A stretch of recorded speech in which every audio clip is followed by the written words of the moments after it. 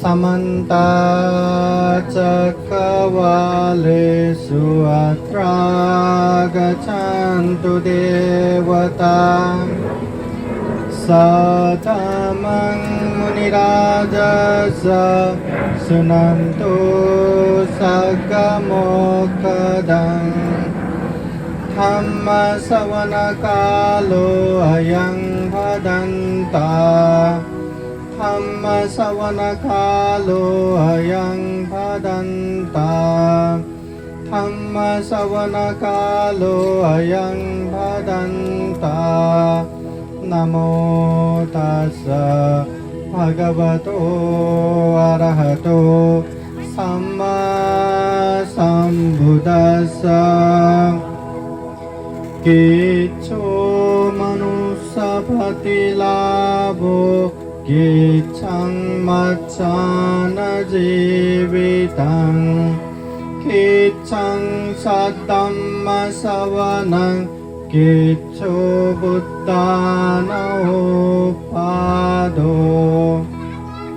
सबे सता कर्म सखा कर्मदायाद कर्मयोनि कर्मबन्धो कर्मपति शरणं यं कर्मं करिष्यन्ति कल्याणं वा पापकं वा तस्य दायाद हविष्यन्ति।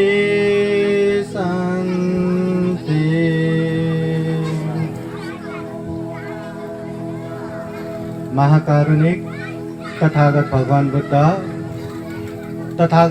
बुद्ध द्वारा देशित धम्म और तथागत भगवान बुद्ध के आर्य श्रावक संघ को त्रिबार वंदना करता हूँ।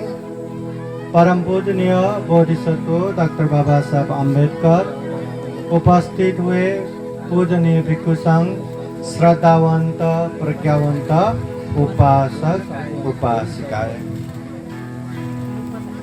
तथागत भगवान बुद्ध ने धम्म देशना करते समय उन्होंने बताया था किच्छु मनुष्यपति लाभो किच्छु मच्चान जीवितं। ये मनुष्य जीवन दुर्लभ है। मनुष्य होके मनुष्य की तरह जीना भी दुर्लभ है।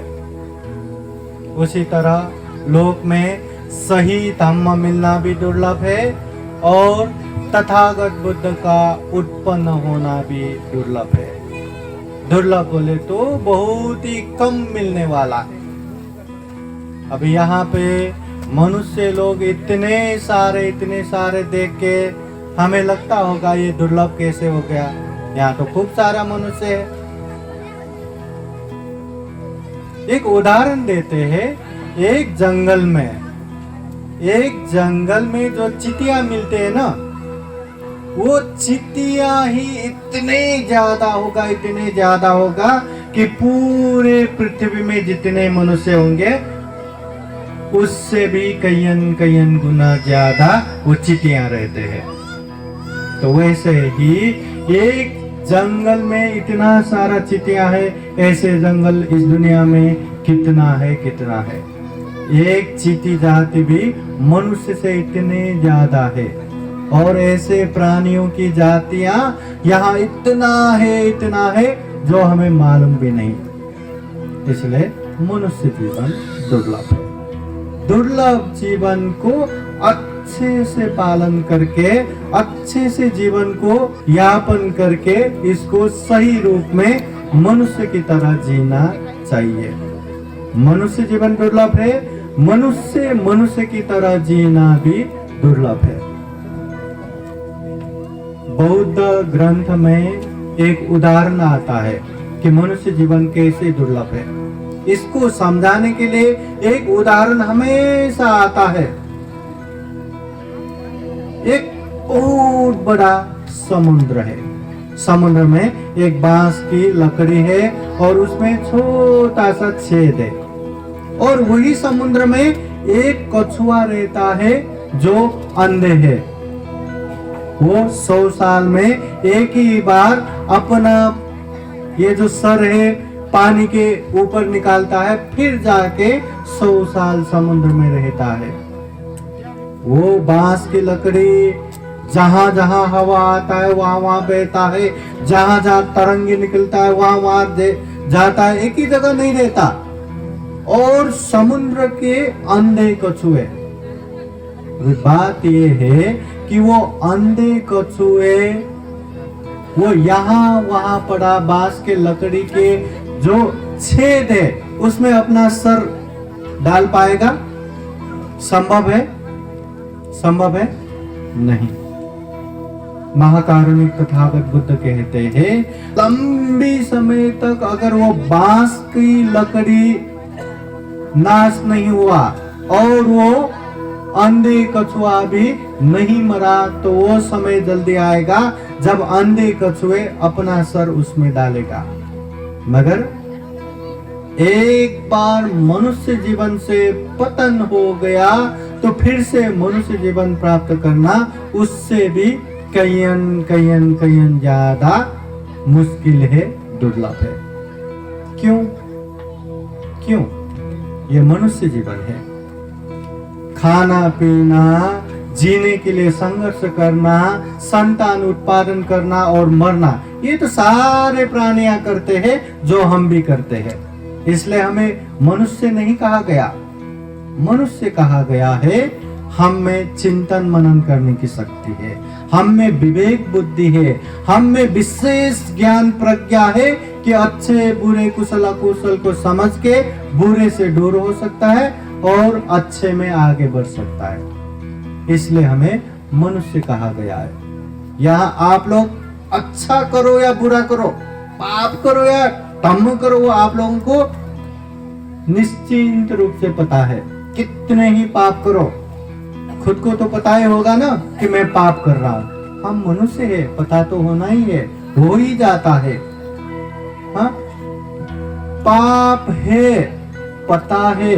पाप करने से हमको हमेशा दुख ही आता है, अशांति आता है, ये भी पता है। फिर भी रह रह के हम पाप कर जाता है। धम्म करना है ये पता है, धम्म करने से जीवन में शांति आता है, आनंद आता है, सुख आता है, ये भी पता है।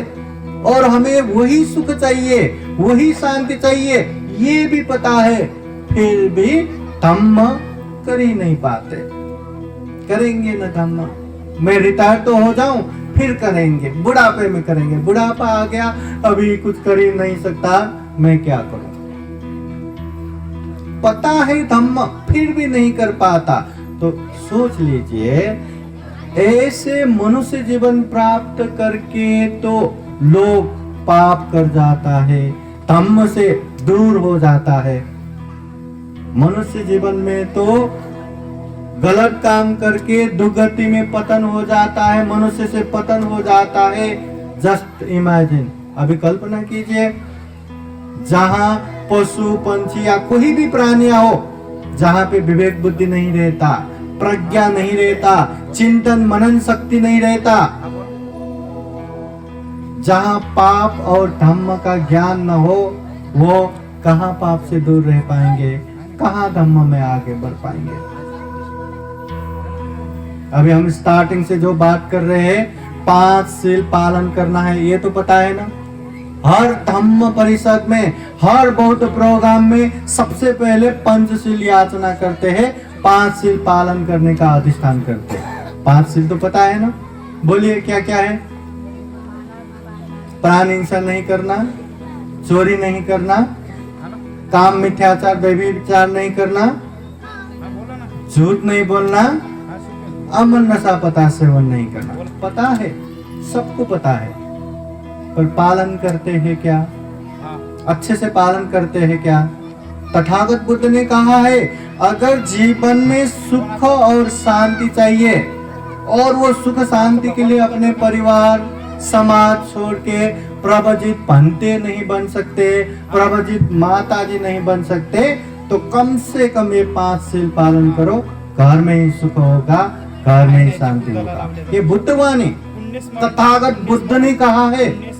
अगर बुद्ध ने कहा है तो वहां सुख आना ही है, शांति आना ही है। फिर भी जीवन में सुख और शांति नहीं हो पा रहा है, इसका मतलब पंचशील अच्छे से पालन नहीं कर पा रहे। अभी ये पंचशील हम अच्छे से पालन नहीं कर पा रहे, हो के इसको ही बिगाड़ के हम दुर्गति में पतन हो जाते हैं, मनुष्य जीवन से पतन हो जाते हैं। तो जहाँ पे पंचशील मालूम ही नहीं है, पंचशील पालन करने से अच्छा होगा ये भी पता नहीं है, तो वो क्या पालन करेगा। और आप लोगों को पता है निश्चित रूप से इस दुनिया में जितने लोग हैं ना, आधा से ज्यादा लोगों को तो पंचशील क्या है पता ही नहीं, और उनमें से आधा से ज्यादा लोगों को पंचशील शब्द सुना है, मगर पंचशील में क्या 5 शील आता है पता ही नहीं। और उसमें से बहुत थोड़े लोगों को पता रहता है 5 शील ये है और इसे पालन करना है, और उसमें से बहुत ही थोड़े लोग रहता है कि इसको मैं अच्छे से पालन करूंगा, हर दिन अभ्यास करूंगा, हर दिन मैं होश रखूंगा। ऐसा पालन करने वाला बहुत थोड़ा रहता है, और उसमें से सफल होने वाले लोग बहुत ही कम होते हैं। इसलिए ये दुर्लभ जीवन में एक बार मनुष्य जीवन से पतन हो गया तो फिर से मनुष्य जीवन प्राप्त करना बहुत ही दुर्लभ है। कि मानो मनुष्य जीवन से पतन होना बोले तो दलदल में फंसे पत्थर की तरह, वो निरंतर नीचे नीचे नीचे नीचे ही जाएगा, खुद होके वो पत्थर दलदल से निकल नहीं सकता। ऐसे ही उसका पाप का भार बढ़ते बढ़ते बढ़ते जाएगा। ये मनुष्य जीवन, हम चाहे तो सुगति कुछ भी नहीं है, हम चाहे तो सुगति कुछ भी नहीं है। एक अच्छे से दान दिया सुगति प्राप्त हो गया, एक अच्छे से शील पालन किया सुगति प्राप्त हो गया, अच्छे से ध्यान बैठा सुगति प्राप्त हो गया। सुगति प्राप्त करना कुछ भी नहीं है। जन्म जरा व्याधि मरण से मुक्त निर्वाण तक प्राप्त कर सकते हैं, ये है मनुष्य जीवन। मनुष्य के अलावा दूसरे कोई भी प्राणी हो बहुत कठिन है, बहुत ही मुश्किल है, मगर मनुष्य जीवन, प्रज्ञा युक्त जीवन अगर हम चाहे तो निर्वाण भी प्राप्त कर सकते हैं। इसलिए महाकारुणिक तथागत भगवान बुद्ध ने दुर्लभ जीवन को सफल बनाने के लिए, सार्थक बनाने के लिए ढेर सारा उपदेश दिया। अभी एक स्वागत किया ना चित्रपट, दारू व्यसन के लिए एक चित्रपट बनाया, वो दिखाएंगे बोले। सबको पता है ना दारू व्यसन नहीं पीना चाहिए, पता है कि नहीं? पता है, फिर भी पीते हैं कि नहीं? पीते हैं कि नहीं? अरे क्या बोलूं, मैं अलग समाज से आया हूं। महाराष्ट्र में मैं बहुत पहले भी आया, मगर अभी 7-8 साल से मैं यही रह रहा हूं, फिर भी समझ नहीं पाया। कोई दारू वारू पी के आता है तो मुझे बहुत चिड़चिड़ होता है, पसंद ही नहीं, क्योंकि बचपन से हम ट्रेनिंग सेंटर से आए, दारू वारू नहीं पीना चाहिए। मुझे तो ऐसा लगता था कि दारू पिया ये तो उपासक ही नहीं है, उपासक ही नहीं है। मगर मुंबई में एक बहुत बड़ा एडवोकेट मिला, उन्होंने मुझे हाथ जोड़ के बोले, पंत जी इतना भी मत कीजिए, बाबा साहब की वजह से हम अभी सीख रहे, संगठित हो रहे, ऊपर ऊपर आ रहा है। वो जो डीएनए में मिक्स हो रहा है ना, वो दारू पीने की आदत, उसको थोड़ा समय दीजिए, हो जाएगा चेंज, जनरेशन बदल जाएगा, फिर ठीक है। थोड़ा सा अभी इतना चिड़चिड़ नहीं होता। कोई पीता भी है, क्या करे, अज्ञानी है, पी रहा है, नहीं समझ रहा है। लोग पी के मजा देखता है, पीने के बाद का सजा भी तो देखो। अरे दारू व्यसन पीने से ये शरीर जो हमें बहुत प्यारा है, ये मेरा हाथ, ये मेरा पैर, ये मेरा चेहरा, कितना प्यारा है ये शरीर, कितना संभाल के रखता है। बीमार हुआ नहीं तुरंत दवा लेके खाते, इतना संभाल के रखते। अरे दारू व्यसन पीने से ये अपने शरीर को रोग का खजाना बना रहे, हर तरह के रोग। ये दारू पीने से अपने इज्जत गंवा रहे। ये दारू पीने से कोई हमको विश्वास भी नहीं कर पाएगा। अगर हम सही भी बोला तो कोई सुनेगा नहीं, अरे वो पीने वालों की क्या बात सुना। दारू पीने से न हम कमा पाएंगे, न कमाया हुआ धन संचय कर पाएंगे, बचा नहीं पाएंगे। दारू पीने की वजह से जनरेशन खराब हो रहा है। दारू पीने की मेंटालिटी वाले जो घर है ना, उसके घर में पढ़े लिखे लोग बहुत मुश्किल से आता है। ऐसा नहीं कि नहीं आता, मगर मुश्किल है। देखिए, एक घर में पढ़ा लिखा हो और वो दारू नहीं पीता हो तो उसके घर में देखो हर कोई मास्टर, पीएचडी, बहुत मामूली बात, डॉक्टर, इंजीनियर, एडवोकेट, बड़े बड़े पढ़े लिखे मिलते हैं। पता है फिर भी नहीं कर पा रहे। हमें हर चीज एक तरफा नहीं देखना। जैसे दारू नहीं पीना, ये बुद्ध उपदेश ऐसा नहीं है। यकीन मान लो, बुद्ध का उपदेश ऐसा नहीं है। बुद्ध केवल सुरा मेरे मद्यपमा दत्ताना वेरमणि अमल नशा पदार्थ नहीं सेवन करना ये धम्म है, ऐसा नहीं छोड़ता। बुद्ध का धम्म देशना स्टाइल, जो शैली है वो अलग है। बुद्ध समझाते हैं कि दारू पीने से क्या होता है। ढेर सारा उदाहरण देता है कि उसका ऐसा हुआ, उसका ऐसा हुआ, उसका ऐसा हुआ। और दारू न पीने से क्या होता है, उसका ऐसा भला हुआ, उसका ऐसा भला हुआ, वो सारा चीज समझाता है। फिर लोगों को पूछता है कि दारू पीना अच्छा है या नहीं पीना अच्छा है। क्या अच्छा है? नहीं पीना अच्छा है ना। तो वैसे ही बुद्ध केवल नियम नहीं बनाता, वो नियम पालन करने से क्या अच्छा होता, नियम बिगाड़ने से क्या बुरा होता, वो अच्छे से समझा देता है। जैसे बोला मैंने, कम्म के विषय में पीएचडी किया, और वो पीएचडी का कम्म के विषय में यहाँ हर चीज चर्चा करो तो आपके सर के ऊपर से जाएगा। कम्म विषयो अचिंतनीयो, ये तथागत बुद्ध के वाणी है। कम्म के विषय में चिंतना करके खत्म ही नहीं होता। ऐसा भी है, वैसा भी है, इस तरह भी है, उस तरह भी है। पर बार बार में ये प्रसंग हमेशा बताता हूं कि एक बार शुभ मानवक नाम का उपासक आके भगवान बुद्ध से पूछता है, हो भगवान, इस दुनिया में मनुष्य होकर भी एक समान क्यों नहीं है? आखिर इंसान है ना, अगर इंसान है तो सारे इंसान एक समान होना चाहिए ना। मगर समान है क्या? दिखने में समान है, फिर भी समान नहीं है। वो पूछता है, वो भगवान, मनुष्य होके एक समान क्यों नहीं है? कोई यहाँ अल्पायु है, जल्दी मर जाता है। कोई दीर्घायु है, लंबे समय तक जीता है।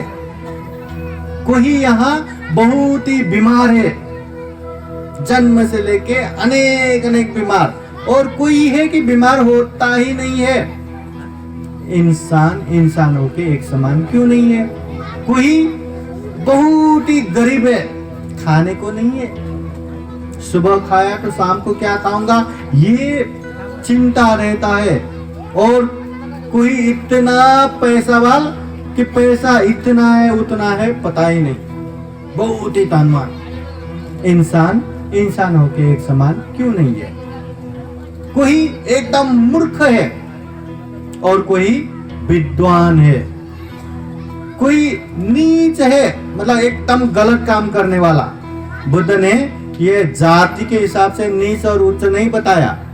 जो गलत काम करता है वो नीच है, जो सही और अच्छा काम करता है वो उच्च है। हाँ, कोई नीच प्रवृत्ति का है, कोई उच्च प्रवृत्ति का है। मनुष्य होके एक समान क्यों नहीं है?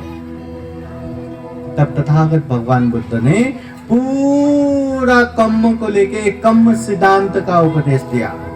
बुद्ध कहते हैं, सब्बे सत्ता कम्म सका, या जितना जो भी हो रहा है ना, ये सब कम्म की वजह से। जैसा करना वैसा भरना। कम्म दाया दा, जो हमने कर्म किया उसका अंश यार, इसका भागीदार हम ही है। सब्बे सत्ता कम्म सका कम्म दाया दा, कम्म योनि कम्म बंधो। कम्म की वजह से ही हमारा जन्म होता है। किसी का अच्छे जगह पे जन्म होता है, किसी का बुरे जगह पे जन्म होता है। कम्म बंधु, हमारे बंधु जो है कम्म है। हमारा कैरेक्टर अच्छा रहा, हमारा चरित्र अच्छा रहा, भले ही वो रिश्तेदार नहीं है, दूर दूर गांव के, फिर भी अपना लगता है। अगर हमारा चरित्र बुरा रहा तो एक ही पेट से निकला हुआ भाई भाई भी दुश्मन, बहन बहन भी दुश्मन। इसलिए हमारा बंधु जो है ये हमारा कम्म ही है। कम्म पति शरणा, हम कहने को तो कहते हैं बुद्ध का शरण, धम्म का शरण, संघ का शरण जाना चाहिए, मगर सही मायने में कम्म के दृष्टि से देखा जाए तो हमारा सही मायने में शरण जो है कम्म ही है। कितना भी बुद्ध को मानो, कितना भी धम्म को मानो, कितना भी संघ को मानो, आप लोग दुख से मुक्ति होने वाला नहीं है, आप लोग निर्वाण पहुंचने वाला नहीं है। कर्म, अपना काम अच्छा बनाओ, बुद्ध की वाणी सुनो, उसको समझ के पालन करो। धम्म को समझो, धम्म को समझ के पालन करो। संघ को समझो और एकत्रित होके, संगठित होके काम करो। काम करना है, कर्म करना है, कर्म अच्छा बनाना है, तब जाके हम दुख मुक्त भी हो सकते हैं, निर्वाण भी प्राप्त कर सकते हैं। इसलिए सही मायने में कम्म पति शरणा। यं कम्मं करिसन्ति, जैसा कर्म हम करते हैं, कल्याणं वा पापकं वा, चाहे अच्छा कर्म हो या बुरा कर्म हो, तस्य दायादा भविष्यन्ति, हम वैसा ही भुगतते हैं। अच्छा करेंगे तो अच्छा, बुरा करेंगे तो बुरा। या दिशं वपते बीजं ता दिशं हरते फलं, जैसे खेत में बीज डालेंगे वैसा ही फल आएगा। धान के बीज रखेंगे तो धान ही आएंगे, गेहूं के बीज रखेंगे तो गेहूं आएंगे। अच्छा कर्म करेंगे तो परिणाम भी अच्छा आएगा, सुख आएगा। बुरा कर्म करेंगे तो परिणाम भी वैसा ही आएगा, दुख आएगा। यहाँ कोई किसी का मालक नहीं है। अत्ता ही अत्तनो नाथो, कोई नाथो परोसिया। हम खुद के मालक खुद ही है, कोई हमारा मालक नहीं है। अगर आप अच्छा कर्म कर रहे आप ही उसका मालक हो, अगर बुरा कर रहे तो उसका जिम्मेदार भी आप ही हो। आप किसी को जिम्मेदारी नहीं बता सकते कि उन्होंने बताया इसलिए मैं मार रहा हूँ, उन्होंने बताया इसलिए चोरी कर रहा हूँ, उन्होंने बताया इसलिए मैं व्यभिचार कर रहा हूँ। नहीं, करने वाला आप हो। अच्छा करो उसके जिम्मेदार आप ही हो, बुरा करो उसकी जिम्मेदारी भी आप ही हो। और एक चीज ये भी पता होना चाहिए, जो करेगा वही भरेगा। अच्छा करेंगे ना, सपोज मैं बनते हूं, मैंने बहुत सारा गलत काम किया, पाप किया। अभी मेरे इतने सारे उपासिकाएं हैं, इतने सारे हमारे धम्म बंधु पंथे लोग हैं, चलो मैं थोड़ा थोड़ा बांट देता हूं। सपोज मैंने पाप किया, 100% पाप किया, तो सबको मैं 1% बांटा तो 100 लोगों को बांटा तो मेरा पाप खत्म। क्या मैं बांट सकता हूं अपना पाप? बांट सकता हूं? कितना अच्छा होता ना ऐसे बांट सकते तो। अगर नहीं लेता तो पैसा देके दे देता, अरे 1 लाख रुपया लो मगर 1% तो मेरा पाप ले लो। पैसे वाले तो कभी उसका पाप रहेगा ही नहीं। कितना भी खाओ पियो मौज करो, कितना भी पाप करो, पैसा दो, पाप मुक्त हो जाओ। पर ये पॉसिबल है क्या? संभव है? नहीं। पाप किया है ना, उसी को भुगतना पड़ेगा। चीज ये भी है, मैं बनते हूँ और मैंने खूब सारा पुण्य किया, शील समाधि प्रज्ञा से बहुत बहुत पुण्य आर्जन किया। आप लोग, अरे हमारे पंडित जी है ना, पंडित जी ने खूब खूब पुण्य किया है, हमारे लिए भी हो गया। हो गया क्या? मिलेगा क्या? पुण्य के प्रभाव से थोड़ा बहुत अच्छा होना वो अलग बात है।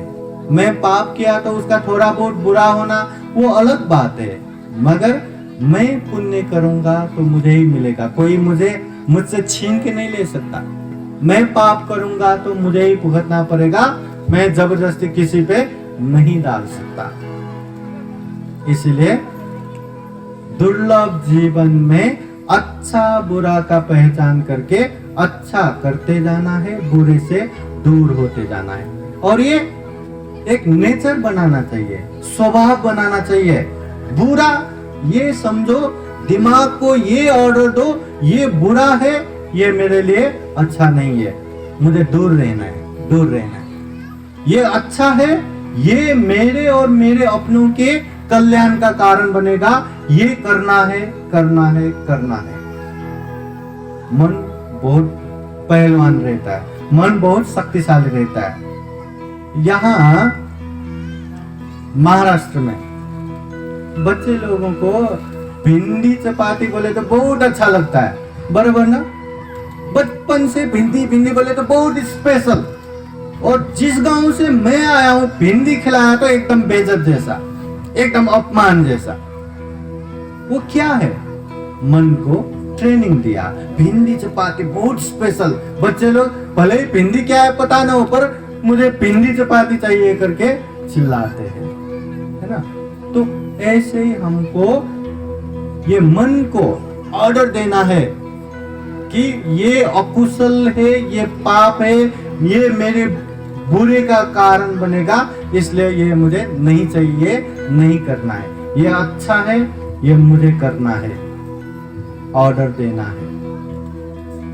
और आप लोगों को एक कैलकुलेशन भी पता है ना, 5 + 5 10 पता है ना। ये हमारे जीवन है, ये जीवन में सबको उतना ही जीवन दिया है, सबको उतना ही टाइम दिया है।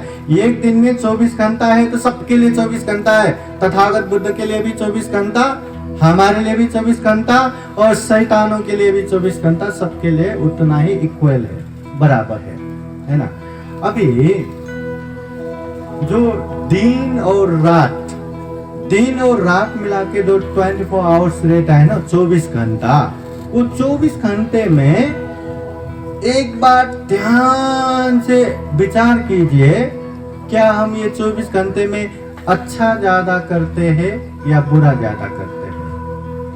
कुशल ज्यादा करते हैं या अकुशल ज्यादा करते हैं? पाप ज्यादा करते हैं या धम्म ज्यादा करते हैं? क्या ज्यादा करते होंगे? पाप, पुण्य। अगर दोनों हम बातें करेंगे, अगर हम 24 घंटे में पाप इतना ही करते हैं और पुण्य ज्यादा करते हैं, बहुत अच्छा, वो हर दिन का पुण्य मिल मिल के हमारे सुख शांति का कारण बनेगा। मगर हम पुण्य इतना ही कर पाते हैं और पाप ज्यादा से ज्यादा होता है, पाप ज्यादा से ज्यादा होता है, तो हर दिन का पाप बढ़ते बहुत ज्यादा बनेगा, हमारा दुख कष्ट का कारण बनेगा। अगर हम हर दिन ज्यादा पाप ही करके जी रहे हैं तो अपने जीवन ही अपने लिए अभिशाप बन गया, बराबर ना। क्योंकि हर दिन जितना जी रहे उतना पाप का कारण बन रहा है, इतना ज्यादा पाप हो रहा है, और वो पाप दूसरों के लिए नहीं, खुद के दुख कष्ट का कारण बनेगा। इसलिए तथागत बुद्ध ने क्लियरली बताया है, दुष्शील दुराचारी होके 100 साल जीने से भी शीलवान सदाचार होके एक दिन जीना ही श्रेष्ठ है, उत्तम है। क्योंकि एक दिन में वो पुण्य ही करेगा, पाप नहीं करेगा। जितना पाप किया उतना तो अपने अभिशाप का कारण हो गया ना, दुख का कारण हो गया। इसलिए ये चीज भी हमेशा याद रखना है कि हम पाप ज्यादा कर रहे हैं या धम्म ज्यादा कर रहे हैं। करना हमें कौन सा है ज्यादा? अच्छा करना है, क्योंकि सबको पता है अच्छा करने से अच्छा फल मिलेगा। बुरा करने से बुरा ही फल मिलेगा। और कोई भी यहाँ बुरा नहीं चाहते। कोई बोलेंगे क्या पंते जी मुझे तो पाप ही अच्छा लगता है, मुझे तो जितना दुख दो उतना ही अच्छा लगता है, बोलेंगे क्या? थोड़ा थोड़ा भी दुख हुआ तो इतना वो जैसे कि मरने वाला जैसा एकदम निराश होके तड़प के बैठता है। किसी को पसंद नहीं है दुख, इसलिए अच्छा ज्यादा करना जरूरी है। अभी यहाँ 2 है जो सील कहते हैं ना, जो पंचशील की बात किया, ऐसे सील में स्पेशली 2 है, एक तो पालन करने वाला, एक तो छोड़ने वाला, जिसे चारित्रशील वारित्रशील बोलते हैं। चारित्रशील जो चरित्र में पालन करना चाहिए, वारित्रशील जो चरित्र से बाहर फेंकना चाहिए। हाँ, अभी उसमें से जो हमें छोड़ना चाहिए वो 10 अकुशल है। हमेशा याद रखना जरूरी है, सुबह शाम शरीर से, वाणी से, मन से ये पाप तो नहीं हुआ है, या मैं ये पाप तो नहीं करने वाला हूँ, या ऐसे पाप तो नहीं आने वाला, ये हमेशा याद रखना जरूरी है। दिखने में कुछ भी नहीं है, पर ये 3 चीज भी याद किया ना, शरीर, वाणी, मन, बुरा कर्म से दूर रह सकता है, अच्छे कर्म ज्यादा कर सकते हैं। अभी वो 10 अकुशल क्या है जो शरीर से करते हैं पाप? 3, पानातिपाता प्राणिहिंसा करना, अदिन्ना दाना चोरी करना, कामेषु मिथ्याचारा काम मिथ्याचार व्यभिचार करना, ये शरीर से करने वाला पाप है, इसे छोड़ना चाहिए। वाणी से 4 पाप करते हैं, मुसावादा जो झूठ असत्य बोलते हैं, पिसून वाचा जो चुगली करते हैं, अनेक अनेक मतलब झूठा झूठा बोल के चुगली करके जो मिला है उन लोगों को अलग कर देता है ना, ऐसा चुगली कर देता है। संपप्पलाप वाचा निंदा चर्चा करते हैं, और फरुसा वाचा जो कड़ा अपशब्द बोलना मतलब गाली गलौज देना, ये वाणी से करने वाला 4 पाप है। याद रखना, हम बोल रहे हैं तो ये तो नहीं हो रहा है, हमेशा याद रखना है, झूठ नहीं बोलना है, चुगली नहीं करना है, गाली गलौज नहीं देना है, और निंदा चर्चा नहीं करना है। अभी हमारा आदत है ना, गप्पे लगाने लगे तो जो सामने नहीं है उसका अनेक अनेक निंदा चर्चा करते हैं। ये याद रखो, वो घूम फिर के उसके कानों में पहुंच गया तो वो क्या सोचेगा और वो क्या करेगा, ये भय, ये डर हमेशा रहना चाहिए। तथागत बुद्ध ने एक बार बोले थे, द्वे में धम्मा लोकं पालयन्ति, ये संसार 2 कारणों से रचा हुआ है। कतमे द्वे, वो 2 क्या क्या है? हीरिंग च ओतपं च, लज्जा और भय से। जो गलत काम करने से, पाप काम करने से अंदर से हमें एक शर्म आता है ना, हीरी लज्जा, एक डर आता है, अगर मैं ये करूं तो लोग मुझे क्या करेगा, मुझे मारेगा, पीटेगा, मुझे जेल में डालेगा, या मुझे मृत्यु दंड देगा, या मैं मरने के बाद दुर्गति में जाऊंगा, ऐसा डर, वो टप्पा, ये लज्जा और भय की वजह से ये दुनिया रचा हुआ है। नहीं तो आप जानते हैं आपके मन में क्या क्या ख्याल आता है, मैं जानता हूं मेरे मन में क्या क्या ख्याल आता है, मगर कुछ भी ख्याल आए मुंह से बोलते हैं क्या? गलत ख्याल भी शरीर से करते हैं क्या? नहीं, क्योंकि ये हमें लज्जा और भय है। अगर ये लज्जा और भय न होता तो दुनिया झगड़ा कलह के रण क्षेत्र बन जाता। इसलिए बात करते समय भी वो लज्जा भय हमें होना चाहिए, हम क्या बात कर रहे हैं, घूम फिर के उसके कानों तक भी पहुंच सकता है। अगर उसके कानों में पहुंचा तो रिएक्शन क्या आएगा, वो क्या बोलेगा, ये क्या करेगा, डर होना चाहिए, शर्म होना चाहिए। अच्छे चीजों में डर शर्म नहीं होना चाहिए, बुरी चीजों में, पाप में ही डर और शर्म होना चाहिए। वैसे ही मन से 3 पाप छोड़ना चाहिए। अविद्या, व्यापाद, मिथ्यादित्य। अविद्या बोले तो लोभ, लालच। व्यापार बोले तो द्वेष, गुस्सा। कितना भी लोगों ने अच्छा किया हो, सारे चीज अलग, और थोड़ा भी गलत किया हो तो वही गलत याद करके ठहरो। उसको मैं क्या करता हूं अभी देखो, एक बदला लेने की भावना, एक गुस्सा, द्वेष, और मिथ्यादित्य, गलत धारणा, सही को गलत, गलत को सही समझना। पाप कर रहे फिर भी वो सोचता है मैं धम्म कर रहा हूं, अच्छा कर रहा हूं। और जो धम्म कर रहे वो डाउट करता रहता है कहीं मैं पाप तो नहीं कर रहा हूं। अभी जो धम्म करके भी पाप तो नहीं कर रहा हूं, डाउटफुल रहता है, संदेह रहता है, वो उसी को आगे तो नहीं बढ़ाएगा। और जो पाप करके भी धम्म समझता है वो पाप को भी नहीं छोड़ेगा। इसलिए ये सबसे ज्यादा विलेन है हमारे लिए, दुश्मन है हमारे लिए। हम बोलते हैं ना वो अमुक इंसान मेरा दुश्मन है, या अमुक इंसान मेरा जानी दुश्मन है। अरे छोड़ दो, वो दुश्मन नहीं है, दुश्मन हमारा मन है। कहते हैं मन बुरा हुआ तो बाहर के जाने दुश्मन या अमुक अमुक दुश्मन भी हमारा इतना हानि नुकसान नहीं कर सकता जितना गलत मन कर सकता है। अगर मन अच्छा हुआ ना, हमारे जन्मदाता माता पिता भी हमारा इतना कल्याण नहीं कर सकता जो अच्छा मन हमारा कल्याण करेगा।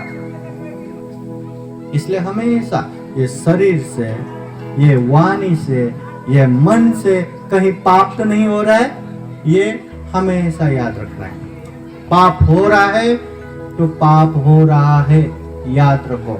याद करना भी, उसको समझना भी प्रज्ञा का एक लक्षण हो गया।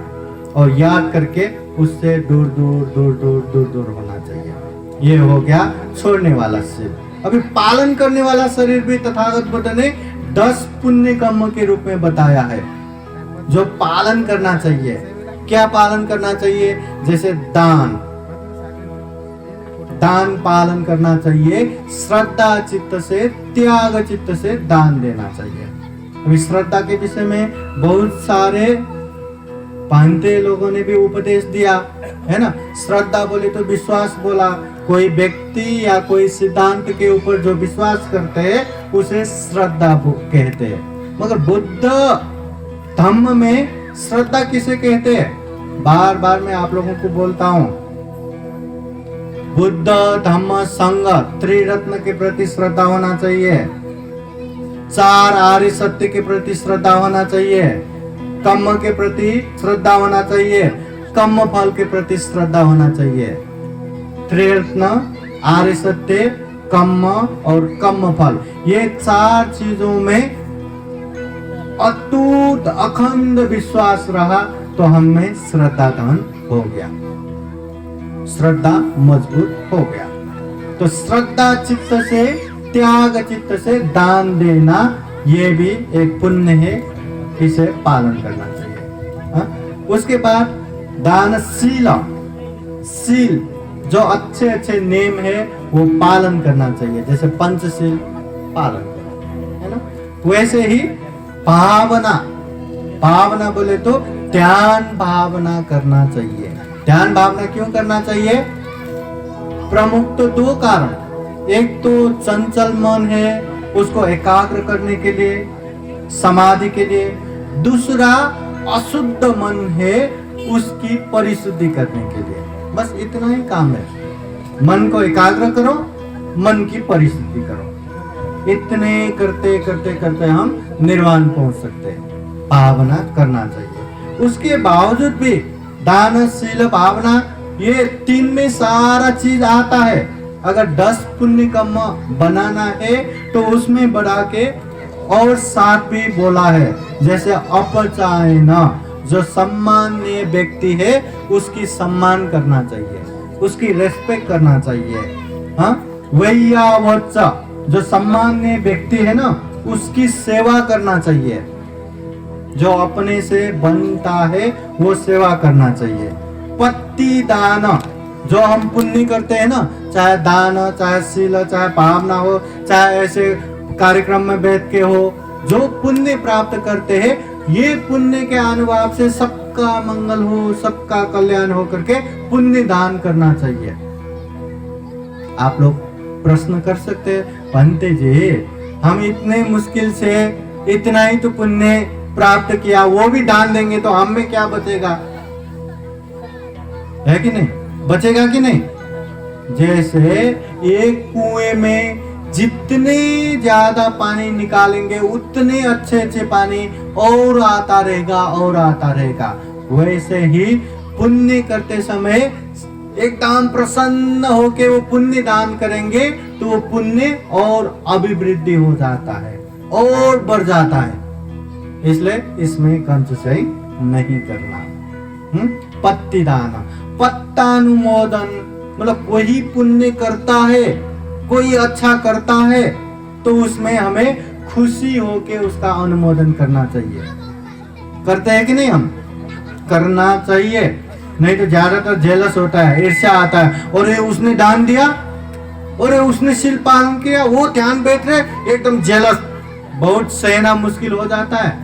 इसको छोड़ो, खुश हो जाओ कि वो पुण्य कर रहा है, साधु साधु साधु, उसमें भी हमें भी पुण्य मिलता है, उसलिए खुशी होना सीखो। और धम्म श्रवण, धम्म की बातें सुनना चाहिए। ये धम्म देशना सुनना भी पुण्य है। क्यों? धम्म देशना सुनने से अश्रुतं सुनाति, कभी न सुना हुआ धम्म की बातें सुनने को मिलेगा। सुतं परियोति, बार बार सुनने से कंठस्थ होगा। तं खं वितरति, मन में जो संदेह है, डाउट है, शंका उपशंका, वो क्लियर होगा। दिथिंग उजुंग करोति, ये मन का जो मिथ्या दृष्टि है वो हट जाता है। चित्तमस पसिदति, अच्छे जगह पे श्रद्धा उत्पन्न हो जाता है, मन प्रसन्न होता है। इसलिए धम्म देशना सुनना चाहिए। और दूसरा, धम्म श्रवण करना चाहिए और धम्म देशना भी पुण्य है।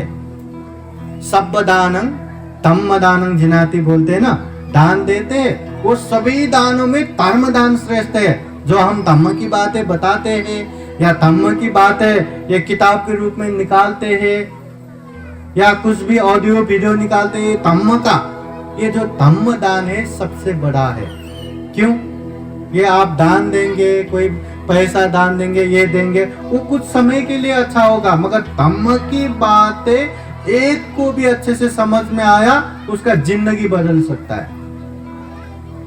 इसलिए धम्म दान श्रेष्ठ है। और धम्म की बातें आप सुनते हैं ना, ऐसे ही भूलना नहीं है। घर में जाके जो भी मिले उन लोगों को भी बताते जाना है, बताते जाना है। इससे आपको भी याद रहेगा और सामने वाले को भी, देखो हम बिहार में जाके ये सीख के आए, धम्म देशना सुन के ये सीख के आए। आप लोग करते हैं ना, घर में जाके सुनाते हैं ना। यहाँ धम्म देशना सुनने वाले भी तीन तरह के रहते हैं। कोई कोई धम्म देशना सुनते हैं, पूरा याद करते हैं, थोड़ा थोड़ा मुश्किल मुश्किल शब्द छोड़ के। कोई कोई रहता है धम्म देशना कुछ समय तक याद रहता है, फिर भूल जाते हैं। और कोई कोई तो ऐसे है कि दो काम दिया है ना, ये एक से सुन लिया, दूसरे से ऐसे ही बाहर गया, मतलब पानी में लिखने जैसा कुछ भी याद नहीं रहता। हम कौन से में आते हैं? याद रहता है या वैसे ही चला जाता है सर के ऊपर से? याद आता है? याद नहीं भी आता है ना, वो बड़ी मुश्किल नहीं है। जब भी धम्म देशना सुने, ध्यान से सुनिए, एकाग्र होके सुनिए। यहाँ वहां जो भी हो रहा है उसको छोड़ के एकदम एकाग्र होके सुनिए। आपका वो धम्म देशना जो है ना, स्मरण शक्ति बढ़ता जाएगा, उसको ज्यादा ले पाएंगे। इसलिए धम्म देशना भी पुण्य है। और लास्ट में दिथिंजु कम्मा, मतलब जो मिथ्या दृष्टि है उसको भी छोड़ना है।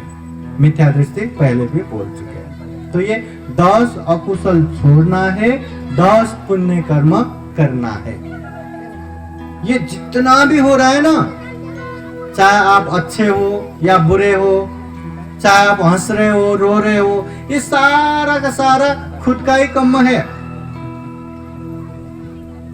ये कर्म बोले तो जो हम पहले जन्म का ये छोड़ो, ये बचपन से लेके जो हम कर रहे हैं ना, वो कर्म भी तो है ना। आज हम मतलब बचपन से 10-11 साल के उम्र से भिक्षु ट्रेनिंग में बैठ के ट्रेनिंग लिया, पंते बने, हाँ, फिर उपसंपदा दीक्षा लिया, अभी महाथेरू बन गए, फिर पढ़ते पढ़ते पीएचडी किया, अभी डॉक्टर बने।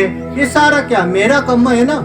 अगर मैं नहीं पढ़ता तो मुझे अरे तू मेरा शिष्य करके गुरुजी लो, तुम्हें डॉक्टर ले लो करके देगा क्या? हाँ, मैं पंते नहीं बनता तो आओ तुम्हें महाथेरू करके दे देता क्या? कम है। वैसे ही आप लोग भी अच्छे से पढ़ने वाले, अच्छे अच्छे काम भी मिलेगा, समाज में भी अच्छा खासा इज्जत रहेगा। नहीं पढ़ा, वही दारू वारू करते रहा, झगड़ा वड़ाई करते रहा, अपने घर वालों के लिए भी वो क्या आंखों में आने वाले वो धूल की तरह चुभता ही रहता है। इसलिए जो जितना भी हो रहा है अपने ही कारण। ये जो चूल कम्म विभंग सूत्र में तथागत भगवान बुद्ध ने जो शुभ मानव का प्रश्न है ना, उसका डिटेली मतलब विस्तृत रूप से जवाब भी दिया है। मैं सारांश में आप लोगों को बताता हूँ। ये बहुत पत्ते की बात है, बहुत काम की बात है। कोई यहाँ अल्पायु है, कोई दीर्घायु है। ये अल्पायु क्यों होते?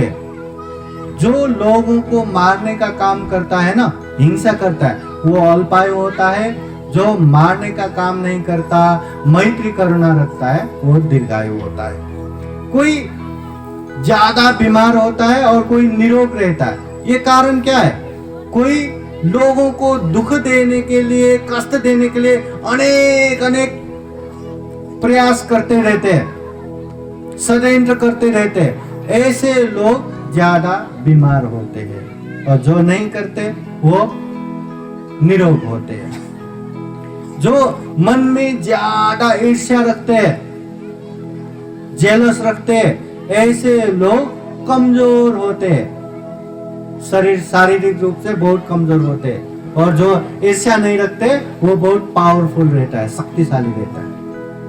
वैसे ही कोई गरीब रहता है, कोई धनी रहता है। जो लोगों को दान नहीं देता, श्रद्धा चित्त से, त्याग चित्त से दान नहीं देता, वो गरीब रहता है। जो दान देता है, जो त्याग करता है, वो धनवान बनता है।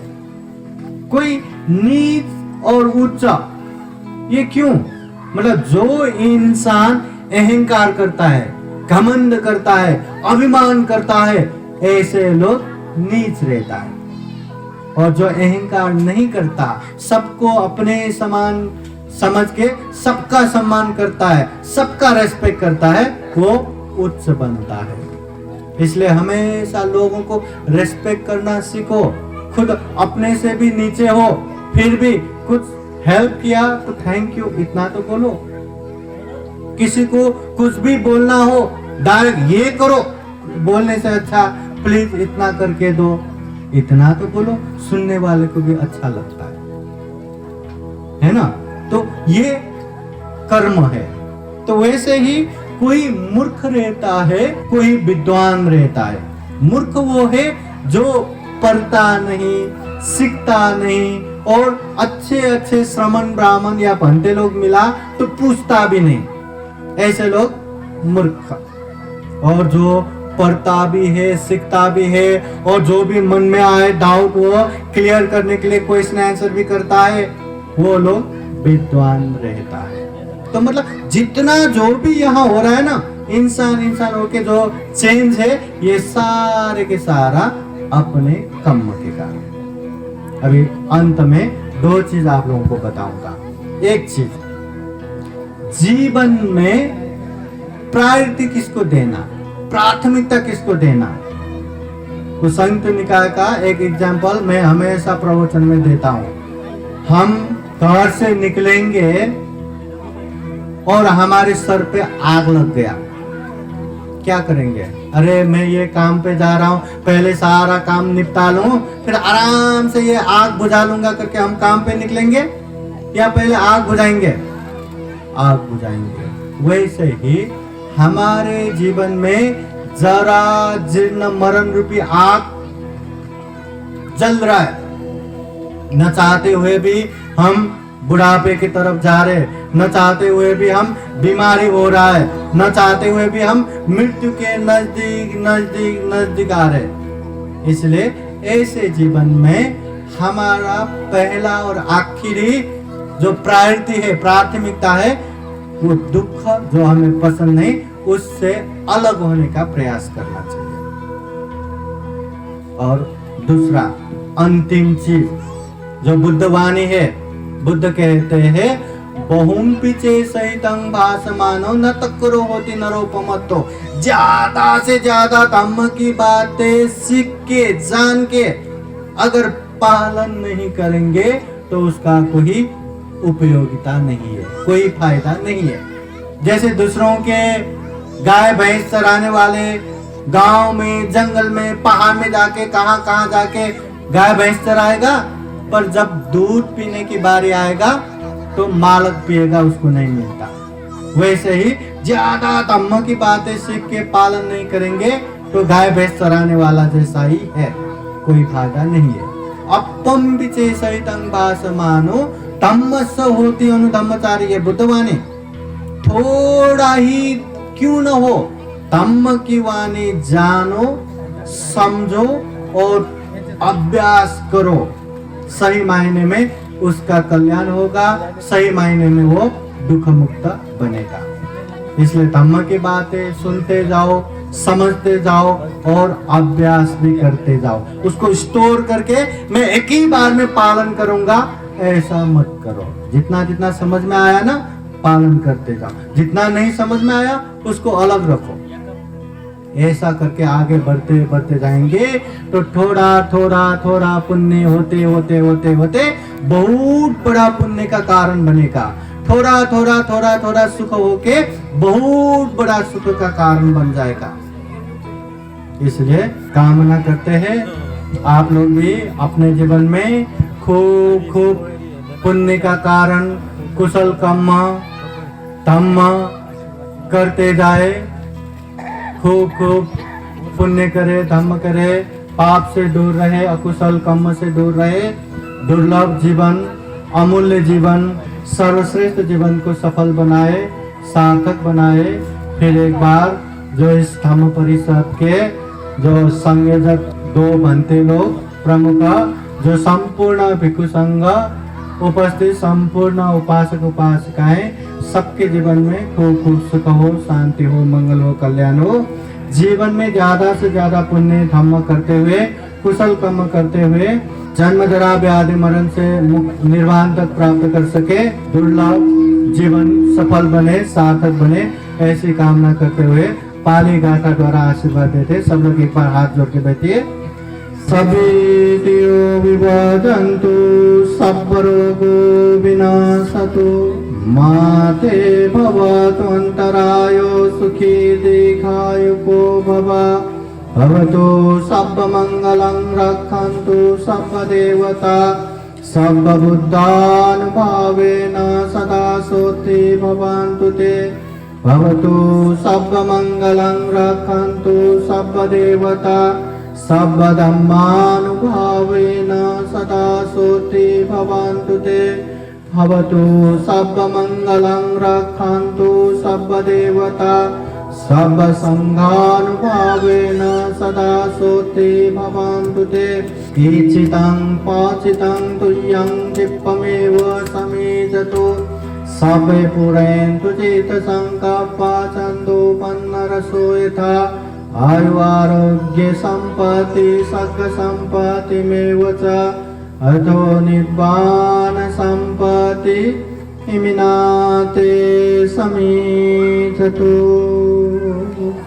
साधु साधु साधु।